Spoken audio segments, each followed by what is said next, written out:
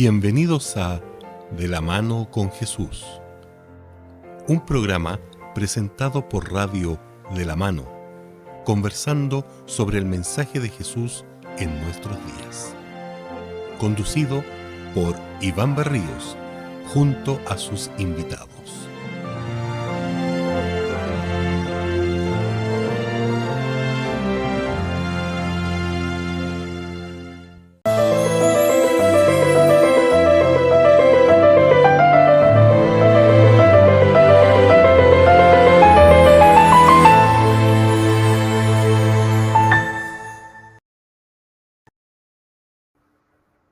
Gusto en saludarlos. Me alegro de nuevamente estar en el aire, tanto para las redes sociales como para Radio de la Mano. Esperamos que nos puedan observar, que nos puedan compartir y que podamos llegar con mensajes de la Biblia, de la verdad, de la santidad, de Dios que quiere acercarse a nosotros. Voy a saludar a nuestro amigo, no decir viejo amigo. ¿Cómo estás, Hugo Montenegro? Hola, ¿cómo estás, Iván, Nivaldo? Un gusto de poder estar nuevamente con ustedes aquí después de harto rato ya, po. Así que para mí es un orgullo poder compartir con ustedes las enseñanzas de Jesús y por supuesto con nuestros amigos y hermanos que están ahí en YouTube, ¿cierto? En la Radio de la Mano, que hace tanto tiempo que también que nos saludaba a ellos. Así que nada, pues yo feliz de poder estar nuevamente con ustedes aquí. Gracias por la invitación. Bienvenido. Esperamos que tus redes funcionen porque tú vives cerca de Pichilemu. Sí, El no, nombre ahora ya estoy bien. Ahora estoy surfeando por las redes sociales. ya. Buena. Felicitaciones y esperamos que estemos con mucho tiempo porque esperamos que no se nos vaya la señal. ¿Cómo está Don Nivaldo? Muy bien, Iván, agradecido de Dios. 9º año que nos reunimos, que Exacto. iniciamos, por la gracia de Dios. La 9ª temporada de La Mano con Jesús. Empezamos Bueno, todos jóvenes, hace 9 años sí, atrás. Ya todos, cierto. ya con 9 cana, ya. años, ¿Ah? 9 años. 9 Sí, años, sí, pasa. sí. Yo recuerdo cuando salíamos con los primeros programas, yo hacía clases y me llamaron preguntando si nos daban más plazo para la primera grabación. Yo dije, no, si estamos ya listos, vamos a grabar esta tarde. Y salimos, y empezamos a salir, y realmente hemos tenido pocas interrupciones. Bueno, en los veranos siempre para, pero el resto del tiempo ha sido sistemático. Bueno, para los feriados, algunas cosas así, pero como siempre tenemos más programas de lo necesario, los feriados, o por ejemplo, si hay 18 el día, o Pascua, el día de lunes, no lo grabamos nomás. Ya, esperamos que la María Beatriz algún día aparezca porque se nos perdió por ahí. Ojalá aparezca. Y ahí va a estar Ya, con nosotros también en los próximos esperamos programas, que con se toda seguridad. integre. Tú siempre nos saludas y nos pones así como medios en onda, con alguna parte especial, con algún canto, con alguna cosa que nos trae a la memoria algo de los mensajes de la Biblia. ¿Tienes algo hoy día? Sí, mira, ya casi entrando a nuestro tema de esta temporada, con el cual vamos a conversar inmediatamente terminada este, esta alabanza, que vamos a hablar de personas que estuvieron ahí en un lugar muy preciso para escuchar la palabra de Dios. Y es quizás el mejor lugar del mundo. Ese es el tema que vamos a escuchar a continuación en la voz de nuestra amiga Keila Guerrero. El mejor lugar del mundo.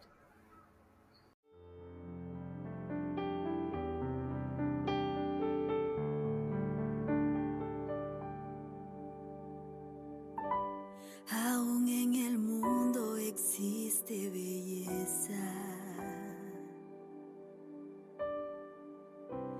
que alegra la vida y nos hace soñar. Encantos por toda la naturaleza, donde cualquier ser humano desearía estar. Más que todos los lugares,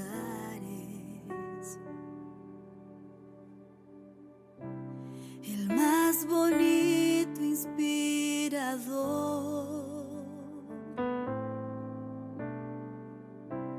Es donde quedo en oración a los pies del Salvador. El mejor lugar del mundo es a los pies del Salvador, donde encuentro esperanza y alivio al corazón. Es allí donde me encuentro con la fuente del amor, el mejor lugar del mundo es a los pies del Salvador.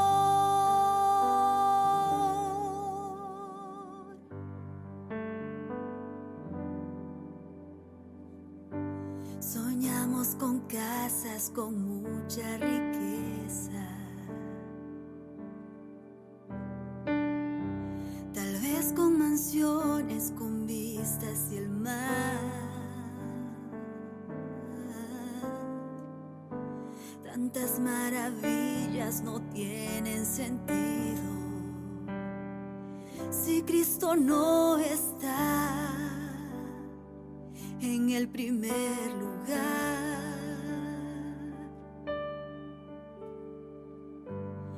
Al sentir la paz de Dios,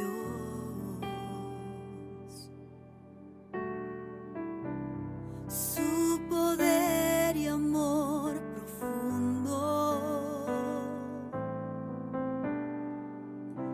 cualquier lugar donde esté, seré feliz, porque será el mejor lugar del mundo,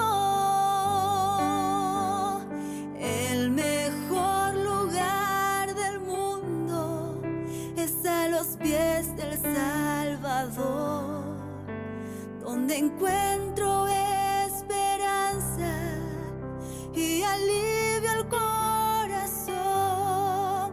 Es allí donde me encuentro con la fuente del amor, el mejor lugar del mundo es a los pies del Salvador. Es allí donde me encuentro con la fuente del amor, el mejor lugar del mundo es estar junto a Jesús.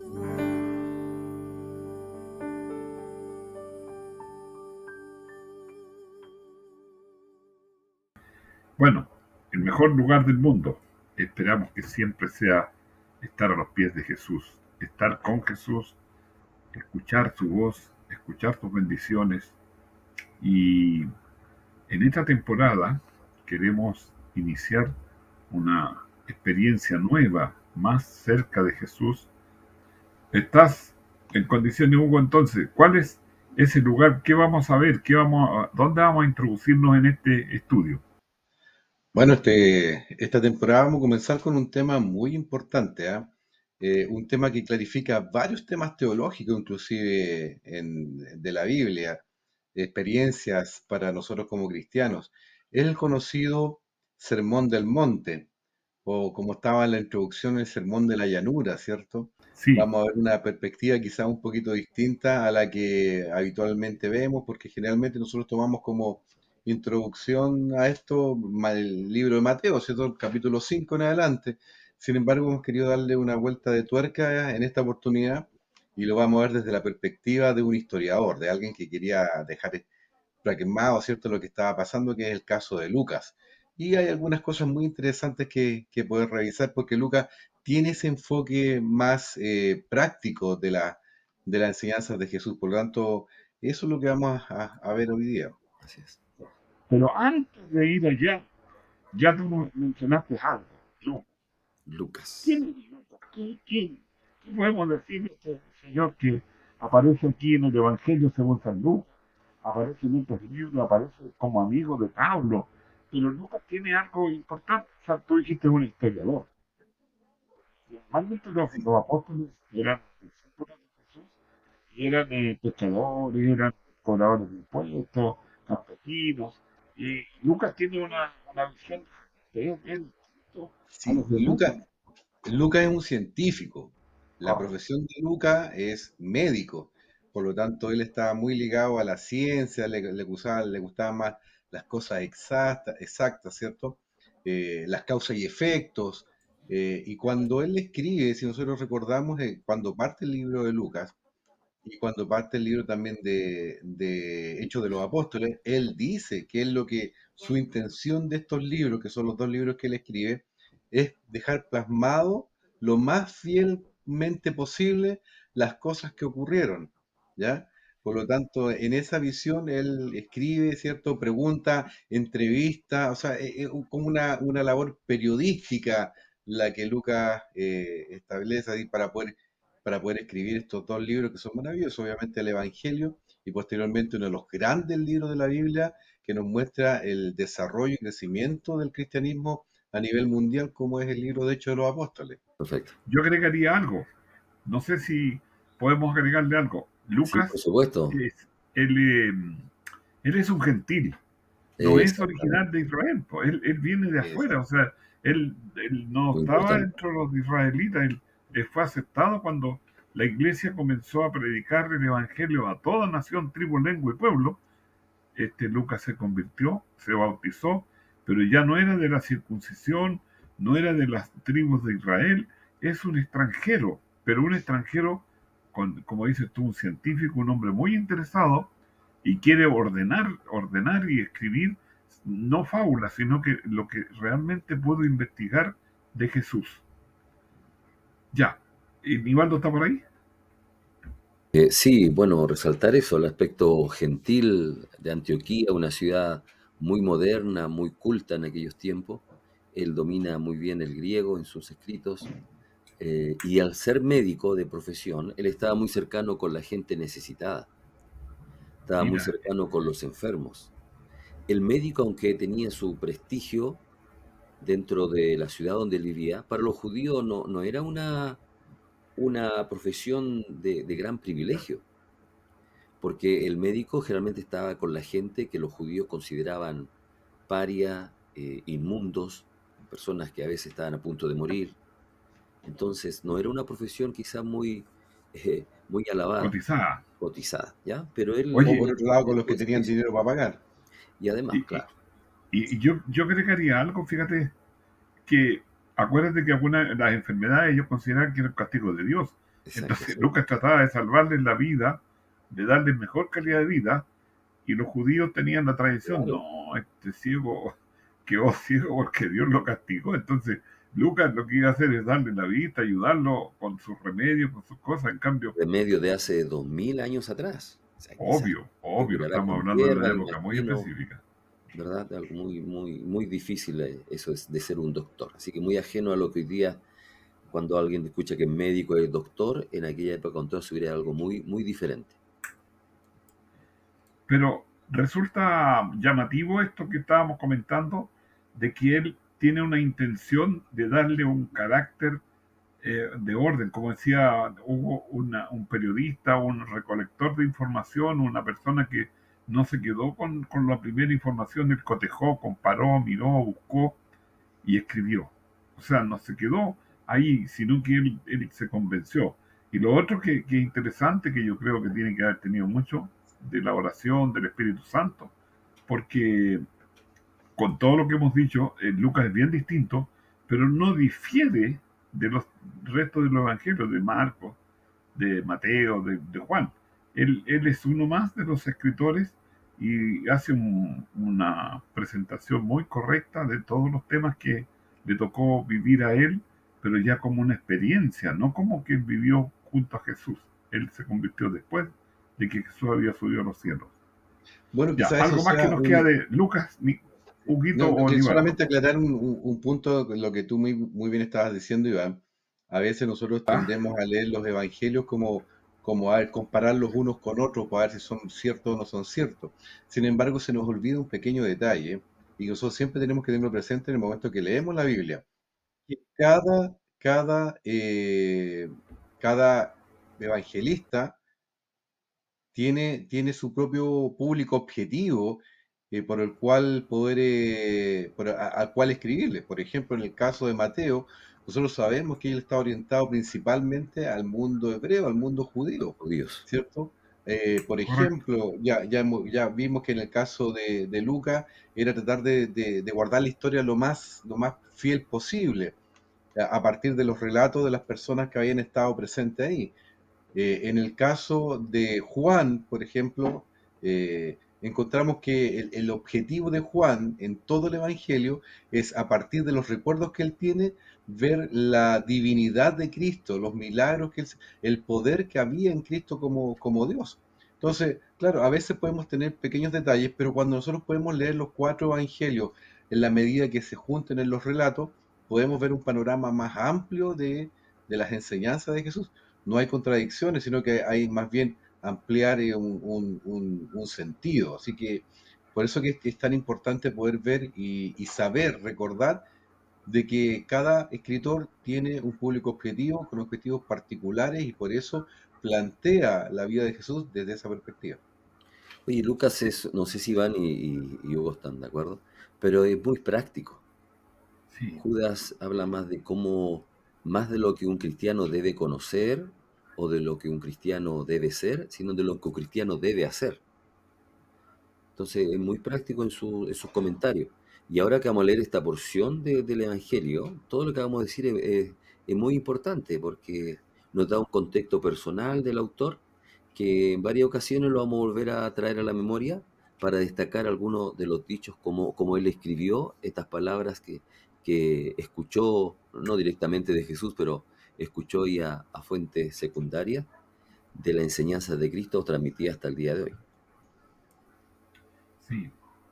Es interesante, como decía, el tomar esta visión un poco diferente, porque ya la iglesia lleva varias décadas de que Jesús ascendió a los cielos. Ya hay un ejemplo de los gentiles que fueron un aporte a la iglesia, porque siempre ellos querían participar, querían ser parte, pero Israel no se lo permitía. Entonces ahora cuando la iglesia se expande, se extiende a toda nación, tribu, lengua y pueblo, llega este varón con este concepto y con este aporte, porque realmente sí fue un aporte, aparte de todo lo que hizo con Pablo, que lo acompañó en sus viajes, y como decían ustedes, se preocupaba de la salud de la gente. O sea, en este caso Pablo, en algunos momentos ustedes ven que estaba bien afectado por los resfríos, por la gripe, por los cambios de clima, que en esa época debe haber sido un clima bastante fuerte. Las nevazones y los fríos, Pablo pasó mucho tiempo en la cárcel y las cárceles eran malitas, entonces no había mayor calefacción, etcétera. Entonces ahora ya estamos en condiciones, no sé si queda algo más de Lucas o ya empezamos a introducir las bienaventuranzas o las Vamos historias entonces, de... ¿ah? Bueno, ¿Ah? decir que vamos a hablar de Lucas, de un episodio, de un discurso de Jesús, de una de tantas enseñanzas en las cuales él entregó este evangelio, esta nueva manera de vivir, y que Lucas escribió, y que le llamamos nosotros como el sermón de la llanura o del llano. ¿Ya? Entonces, quizás aquí voy a leer Lucas capítulo 6 17. Tengo la nueva versión internacional que voy a ocupar. Si necesitamos mencionar otra, ustedes me solicitan, ¿ya? Pero Ya, dice ya perfecto. entrando al texto bíblico en este programa de introducción, dice, luego bajó con ellos y se detuvo en un llano. Y había allí una gran multitud de sus discípulos y mucha gente de toda Judea, de Jerusalén y de la costa de Tiro y Sidón. Yo quiero resaltar, antes de darle a usted los comentarios, lo que dice aquí al comienzo. Dice que bajó con ellos, o sea, el lugar geográfico. Por este sermón no puede llamarse el sermón del monte, de la montaña, porque dice aquí que bajó. Él estaba en la montaña y bajó a un llano, bajó al valle. Jesús pasó la noche en oración, eligió a sus 12, y cuando Nivaldo leyó el 17, es que venía con sus 12 amigos ya decididos, con sus discípulos, con su grupo especial, y se encuentra con esta cantidad de gente que a él le va a servir de base para enviar su primer mensaje público, digamos así. Descendió con ellos, ¿con quién? Con los discípulos. Y fueron a quién? A los judíos, a Judea, a Jerusalén. O sea, los habitantes de esos lugares eran los que iban a escuchar este mensaje que les quería enviar el Señor Jesús desde su propio inicio, del comienzo de la predicación pública del Evangelio. Bueno, y aquí también, como mencionábamos, él menciona estas dos ciudades que no eran judías, Tiro y Sidón, muchas veces mencionadas como casi enemigas o ejemplo de lo que no debía ser una ciudad seguidora de los ejemplos de Dios. ¿Ya? Y dice que había gente de estas ciudades que estaba en esa multitud escuchando con el deseo de escuchar a Jesús. Sí, bueno, el relato anterior nos muestra que Jesús ha estado en la sinagoga, ¿ya? Que Sí, ha habido varias cosas. Probablemente no sabemos si fue ese mismo día o al día siguiente, pero claramente Jesús ya traía un séquito importante de gente que andaba detrás de él constantemente. Y ya estando en Jerusalén, obviamente lo iban a seguir.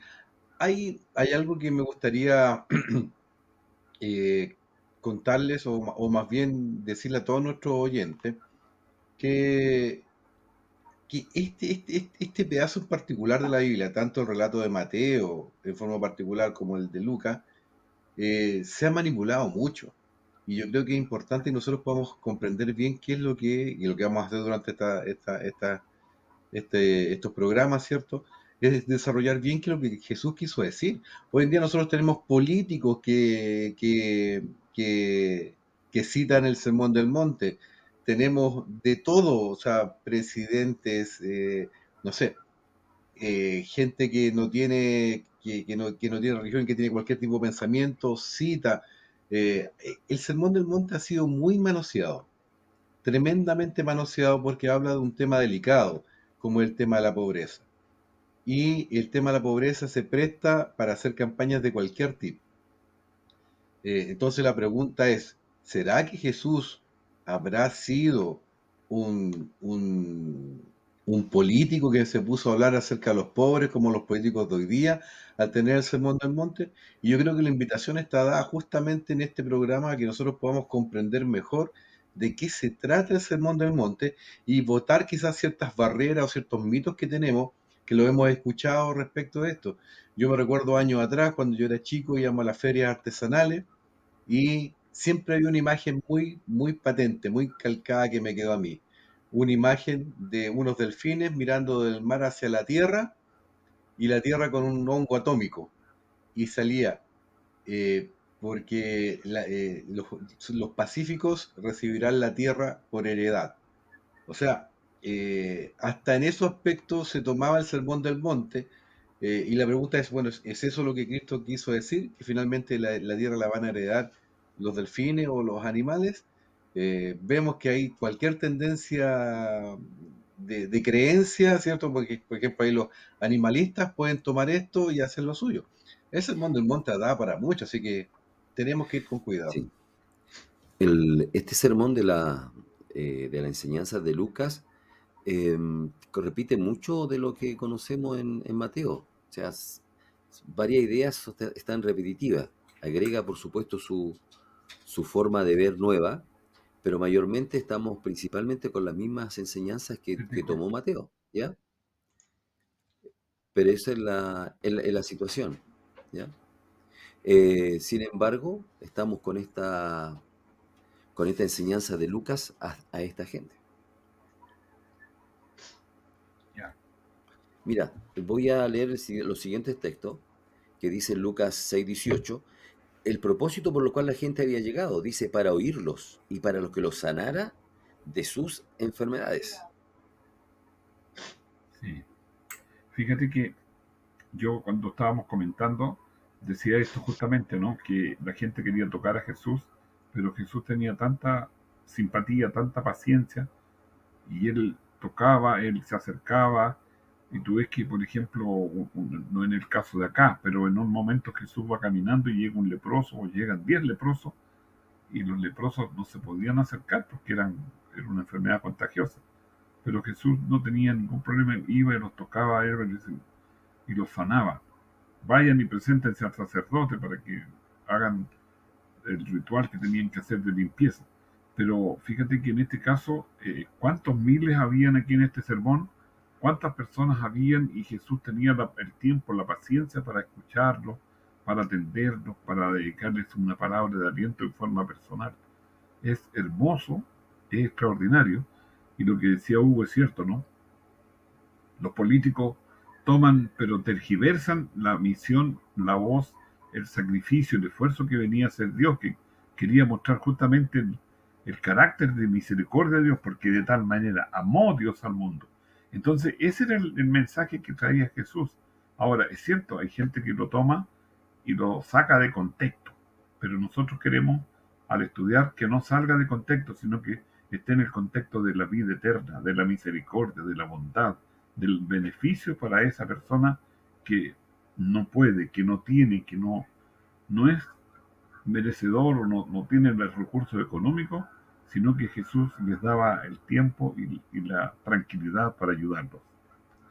Ya, Hay, muchachos. hay, hay un contexto que me parece interesante, porque obviamente Jesús siendo famoso y ya la gente conociendo los milagros que hacía Jesús, era obvio que lo iban a seguir. Pero Jesús en el versículo que sigue habla del público objetivo que él tiene, ¿cierto? Y si bien es cierto, ahí es donde la apunta, porque él no solamente está hablando que lo siguen los enfermos, que obviamente los enfermos lo iban a seguir, pero hay un público objetivo que está detrás de esto y que aparece como pobres, aunque no necesariamente son pobres de dinero. Sí son pobres, hay muchos que son pobres, que no tienen, pero hay otros que también son pobres, aún teniendo recursos, y es un poco lo que vamos a conversar. Porque aquí cuando está hablando de la pobreza, se está reflejando, se está refiriendo a algo que ocurría en aquel tiempo. Estamos contentos, agradecidos del Señor, porque Él nos ha dado el privilegio de compartir con ustedes. Estamos haciendo una introducción a las bienaventuranzas en el Evangelio según San Lucas, que es una versión especial, porque dijimos que este hombre es un gentil, es un cristiano, es un converso, pero ya no es un judío originario, es una persona que tiene un pasado, pero no es malo, es un hombre científico, es un hombre bueno, es un hombre puro, santo, pero es interesante porque la versión que él da es diferente a la visión que tiene Juan, que tiene Mateo, que tiene más, pero no es que sean diferentes los textos, es una forma de enfrentar la realidad. Hugo decía por ahí, estamos en frente a una persona que es científico, Juan tiene la idea de presentar la divinidad de Cristo, entonces ahí están cotejando y buscando información para cada uno. Muy bien, Nivaldo. ¿Tú vas a leer un texto o en qué estamos? Quise leer este texto de Lucas 6:19 para terminar este Ya, programa de introducción, que dice, así que perfecto. toda la gente procuraba tocarlo, porque de él salía poder que sanaba a todos. Es decir, la gente que iba ahí, iba a escucharlo, iba con una necesidad y aprendió de él. Y Jesús tomó nuevamente esa oportunidad que tenía de tener todo ese séquito, esas personas que querían principalmente ser sanados, para nuevamente entregarles estas tremendas enseñanzas de lo que debe ser un hijo del reino. Seguramente repitió lo que antes había repetido en el monte o quizá había repetido en varias ocasiones, pero él quería que estas verdaderas bombas, porque cada frase que vamos a ir estudiando en los próximos programas Es algo totalmente en Sí, contra de la lógica humana. Entonces, lo que la gente escuchó recibió mucho más de lo que iban a buscar, con toda seguridad. correcto, correcto. Muy bien. Entonces, preparémonos, animémonos porque vamos a recibir bendiciones con la visión que tiene Lucas de Jesús, del mensaje que trae Jesús, de la visión que trae Jesús para su pueblo, para su gente y para los que creen y para los que estamos hoy día, porque hoy día podemos leer lo que Lucas escribió. Y nosotros tratamos de, como decía Hugo, darle la mejor visión y no tergiversar lo que se dijo originalmente. Eso es lo que tú planteaste, Hugo, ¿no? Estamos terminando. ¿Qué quieres decir antes de despedirnos? Apocalipsis capítulo 3, versículo 20 en adelante, o antes en realidad,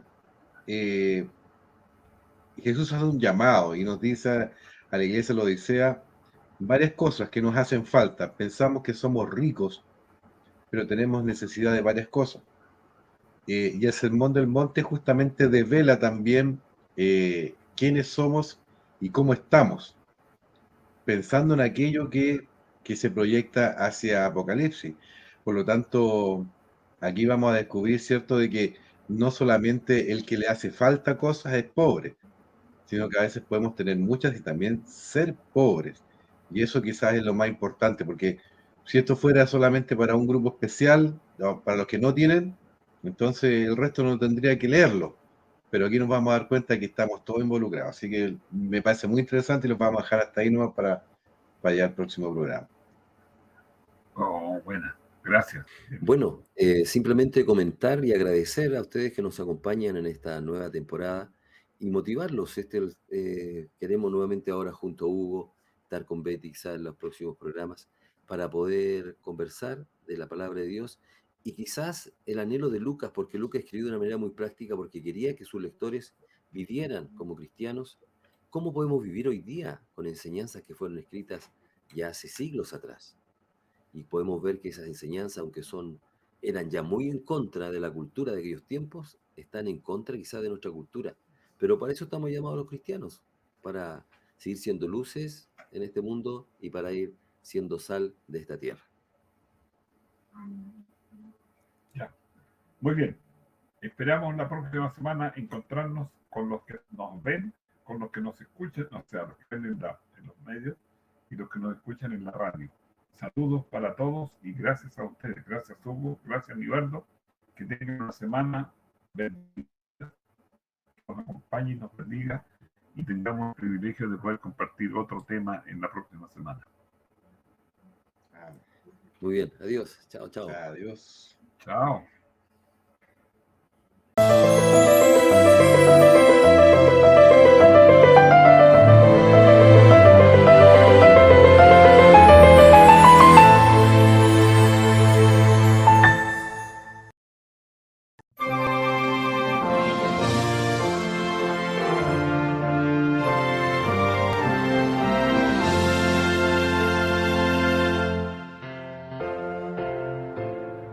Hemos llegado al final de nuestra conversación. De la mano con Jesús estará con ustedes en una próxima oportunidad. Muchas gracias por su preferencia y que el Señor les bendiga.